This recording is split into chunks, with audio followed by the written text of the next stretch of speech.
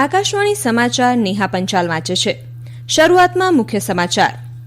પ્રધાનમંત્રી નરેન્દ્ર મોદી સ્વામિત્વ યોજના હેઠળ સંપત્તિ કાર્ડનું વિતરણ વિડીયો કોન્ફરન્સના માધ્યમથી આવતીકાલે શરૂ કરાવશે.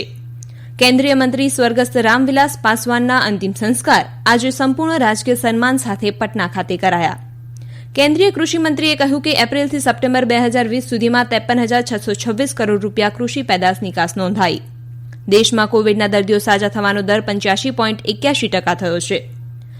અને આઈપીએલમાં કોલકાતા નાઇટ રાઇડર્સનો કિંગ્સ 11 પંજાબ સામે વિજય. બેંગ્લોર અને ચેન્નઈ વચ્ચે મુકાબલામાં બેંગ્લોરે પ્રથમ બેટિંગ પસંદ કર્યું. સમાચાર વિગતવાર. પ્રધાનમંત્રી નરેન્દ્ર મોદી ગ્રામીણ ભારતમાં પરિવર્તન લાવવા અને લાખો લોકોના સશક્તિકરણ માટે આવતીકાલે વિડીયો કોન્ફરન્સિંગ દ્વારા સ્વામિત્વ યોજના હેઠળ સંપત્તિ કાર્ડનું વિતરણ શરૂ કરાવશે. આ વર્ષે એપ્રિલમાં શરૂ કરવામાં આવેલી આ યોજનાનો હેતુ ગ્રામીણ વિસ્તારોમાં માલિકોને અધિકારનો દાખલો પૂરો પાડવાનો અને પ્રોપર્ટી કાર્ડ્સ આપવાનો છે.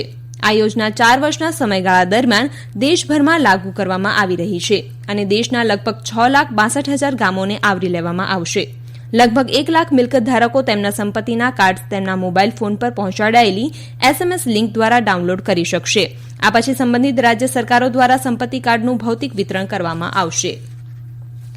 રાષ્ટ્રીય લોક જનશક્તિ પાર્ટીના સંસ્થાપક નેતા અને કેન્દ્રીય મંત્રી રામવિલાસ પાસવાનને આજે પટનામાં ગંગા નદીના જનાર્દન ઘાટ પર રાજકીય સન્માન સાથે અંતિમ સંસ્કાર કરવામાં આવ્યા. તેમના પુત્ર ચિરાગ પાસવાને અંતિમ દાહ આપ્યો હતો.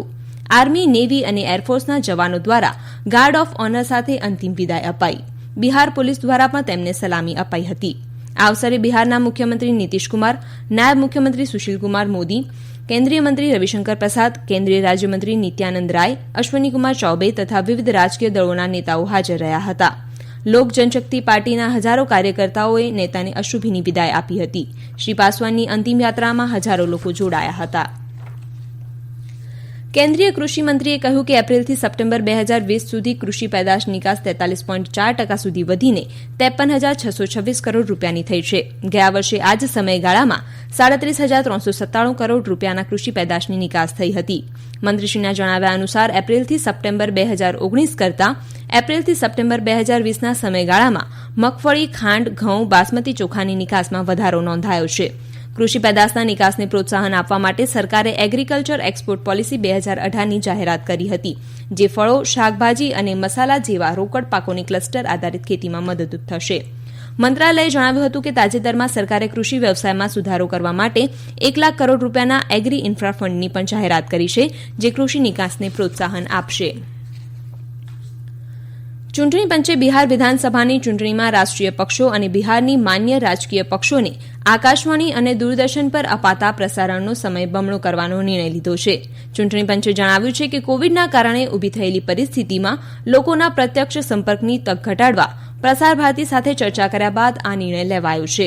ચૂંટણી પંચે વધુમાં જણાવ્યું હતું કે ગત વિધાનસભાની ચૂંટણીમાં દરેક રાજકીય પક્ષે કરેલી કામગીરીના આધારે જે તે પક્ષનો વધારાનો પ્રસારણનો સમય ફાળવવામાં આવશે.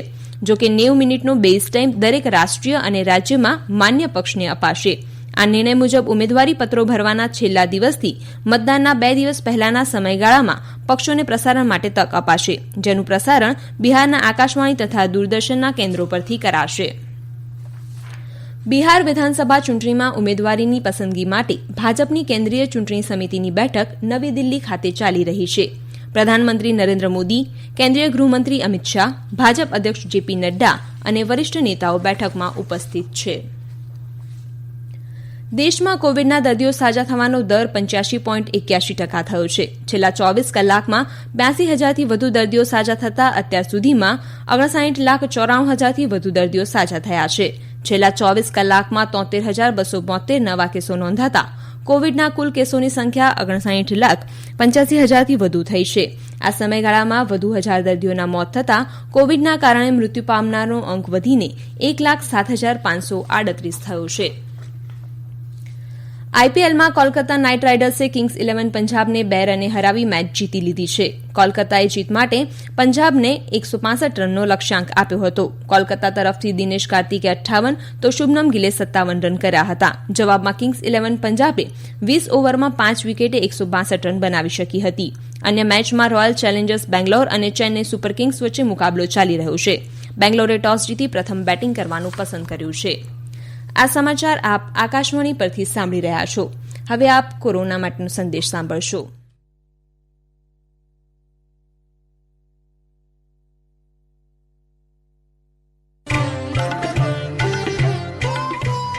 કોવિડથી બચવાના મહત્વપૂર્ણ 3 ઉપાય: માસ્ક પહેરો, 2 ગજનું સલામત અંતર જાળવો અને હાથ સાફ રાખો.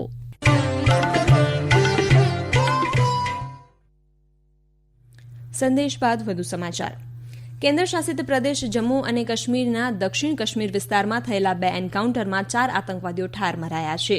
પોલીસના જણાવ્યા અનુસાર પુલવામા જિલ્લાના દાદુરા ગામ અને કુલગામ જિલ્લાના ચીની ગામમાં આતંકવાદી હોવાની માહિતી મળતા જમ્મુ કાશ્મીર પોલીસ અને કેન્દ્રીય અનામત પોલીસ દળ દ્વારા સર્ચ ઓપરેશન હાથ ધરાયું હતું. તેમણે શંકાસ્પદ સ્થળો પર તપાસ કરી છુપાયેલા આતંકવાદીઓને ઠાર માર્યા હતા. ચીની ગામ અને દાદુરા ગામ એમ બંને જગ્યાએ થયેલા ગોળીબારમાં કુલ 4 આતંકવાદીઓ ઠાર મરાયા હતા, જેમાંનો એક આતંકવાદી પાકિસ્તાનનો રહેવાસી છે. તેમની પાસેથી શસ્ત્રો, દારૂગોળો, 2 AK રાઇફલ અને 1 M4 રાઇફલ પણ મળી આવ્યા છે. ભારતીય તરણવીરોએ દેશમાં સ્વિમિંગ પુલ ફરીથી ખોલવાના નિર્ણયને આવકાર્યો હતો.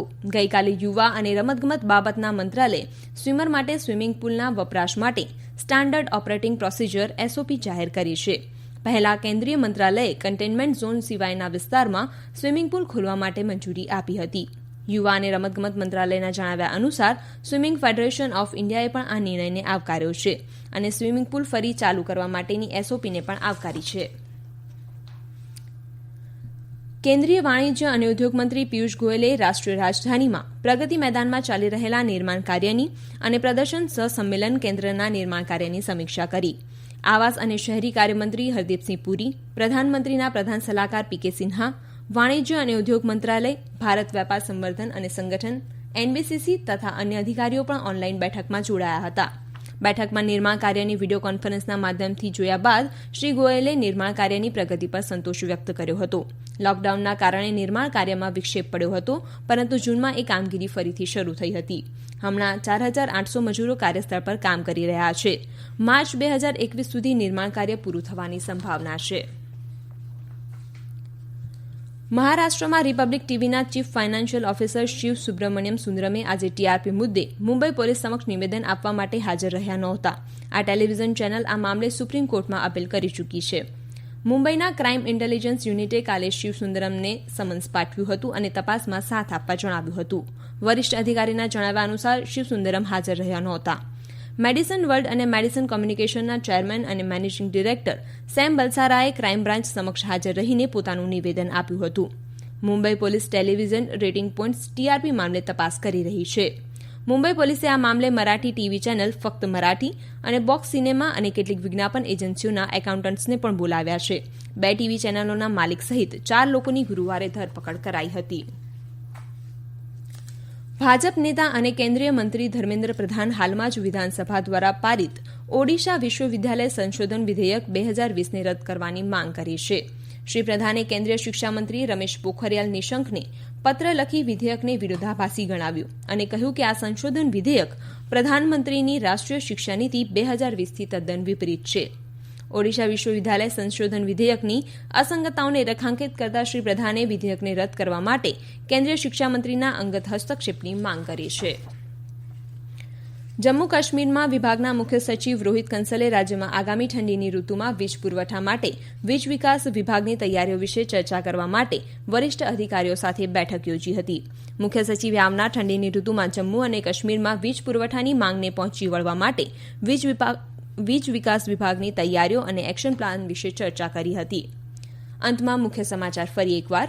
પ્રધાનમંત્રી નરેન્દ્ર મોદી સ્વામિત્વ યોજના હેઠળ સંપત્તિ કાર્ડનું વિતરણ વિડીયો કોન્ફરન્સના માધ્યમથી આવતીકાલે શરૂ કરાવશે. કેન્દ્રીય મંત્રી સ્વર્ગસ્થ રામવિલાસ પાસવાનના અંતિમ સંસ્કાર આજે સંપૂર્ણ રાજકીય સન્માન સાથે પટના ખાતે કરાયા. કેન્દ્રીય કૃષિ મંત્રીએ કહ્યું કે એપ્રિલથી સપ્ટેમ્બર 2020 સુધીમાં 53,626 કરોડ રૂપિયા કૃષિ પેદાશ વિકાસ નોંધાઈ છે. દેશમાં કોવિડના દર્દીઓ સાજા થવાનો દર 85.81% થયો. આકાશવાણી પરથી સમાચાર પૂરા થયા.